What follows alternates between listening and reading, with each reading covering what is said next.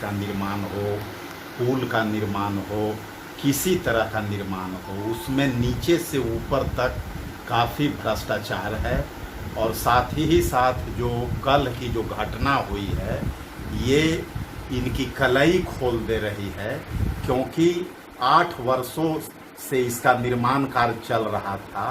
कुछ ही दिनों पहले ये जनता के लिए चालू हुआ था पुल, और 269 करोड़ रुपया इसमें लागत लगी है, और 8 दिन भी ठीक से नहीं चला और पुल ध्वस्त हो गया, अप्रोच पूरी तरह से कट गया, और उससे इस तरह खंडहर बन गया है कि लग रहा है कि ये निर्माण कार्य हुआ ही नहीं है, बल्कि वही पुराना पुल है जो कि खंडहर में तब्दील है।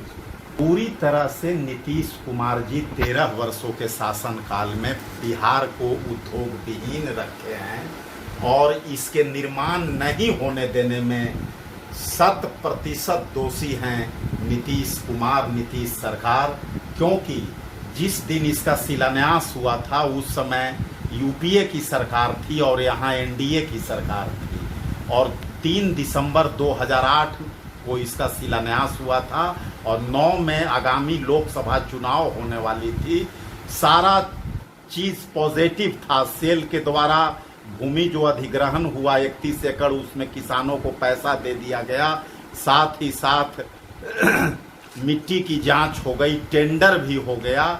लेकिन राज्य सरकार एक छोटा सा काम, कोई भी इंडस्ट्री लगाने के पहले राज्य सरकार को एनओसी देना होता है, जिसमें वजीरगंज ब्लॉक के सीओ और गया के एसडीओ उस प्रोसेस में इन्वॉल्व होते हैं, दोनों को देना होता है। उन्होंने एनओसी नहीं दिया। उसके पीछे एकमात्र कारण था कि नीतीश कुमार जी के मन में ये बैठ गया कि अगर 2008 के दिसंबर से इसका निर्माण कार्य शुरू होता है तो 9 के लोकसभा चुनाव में यूपीए सरकार इसे मुद्दा बनाएगी और ये बताएगी कि गया जिला जो उद्योग विहीन है वहाँ स्टील प्रोसेसिंग यूनिट का हम निर्माण करा रहे हैं। और 5 वर्षों तक उन्होंने रोकने का काम किया, और जब हम लोग काफ़ी संघर्ष किए तब जाकर के 2013 के दिसंबर में गया के तत्कालीन एसडीओ एनओसी दिए, और 2014 से फिर नरेंद्र मोदी की सरकार हो गई जो 20 तक अभी लगाए थे, जिसे डबल इंजन का सरकार कहते हैं। इस 6 वर्षों में भी हम लोग दिल्ली के जंतर मंतर तक धरना दिए, और साथ ही साथ प्रधानमंत्री, केंद्रीय इस्पात मंत्री को ज्ञापन दिए। कल एकाएक गया जिलाधिकारी का नींद खुला और वो जा कर के स्थल पर जमीन का मुआयना किए, और टूटी फूटी भाषा में, गोल मटोल में वहाँ के ग्रामीणों को उन्होंने बताने का काम किया कि इसका निर्माण कार्य शुरू होगा।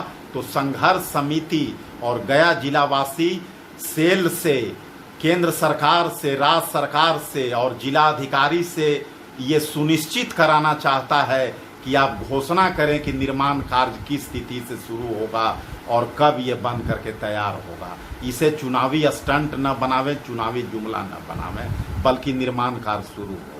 आपके कथन से मतलब कि निरीक्षण से ज्यादा मतलब चुनाव का प्रचार हो रहा है। प्रचार, चुनाव के लिए ही निरीक्षण किया गया। बस आज तक जब 12 वर्षों से इनकी नींद नहीं खुली, हमारा दर्जनों ज्ञापन का न तो केंद्र सरकार कोई जवाब दिया, न राज्य सरकार कोई जवाब दिया। हमें एनओसी 5 बरस लड़ाई लड़ने के बाद मिला, तो हम कैसे माने कि इन्हें बनाने का मन है। बल्कि चुनाव को नज़दीक देखते हुए ये चाहते हैं कि जनता को हम भ्रमित करें कि हम स्टील प्रोसेसिंग प्लांट का निर्माण कार्य शुरू कराने। रामविलास इसमें दोषी नहीं है, क्योंकि अभी चुनाव में जब नीतीश पर दावा ठोक रहे हैं तो अभी रामविलास जी नरेंद्र मोदी सरकार में हैं, इसलिए, और बिहार के वो हैं, तो बिहार की जनता रामविलास और गया की जनता ये चाहेगी कि रामविलास पासवान जी का शिलान्यास किया हुआ था वो भी इसमें आगे कदम बढ़ा करके ये काम शुरू कराए। तो वो प्रेशराइज नहीं ना किए स्टेट गवर्नमेंट को कि किस काम को जल्दी करो। जब तक 5 वर्षों तक शुरू में वो यूपीए सरकार में थे इस्पात मंत्री, उस वक्त तो उन्होंने खूब आगे बढ़ करके काम किया, क्योंकि इसी के साथ बेतिया के कुमार बाग में भी शिलान्यास हुआ था जहां प्रोडक्शन शुरू हो गया है, और यहां अभी तक एक ईंट भी नहीं लगी है। इसी तरह खबरों में अपडेट रहने के लिए हमारे YouTube चैनल सुशासन का सर्च को लाइक और सब्सक्राइब करें और अपडेट पाने के लिए बेल बटन जरूर दबाएं।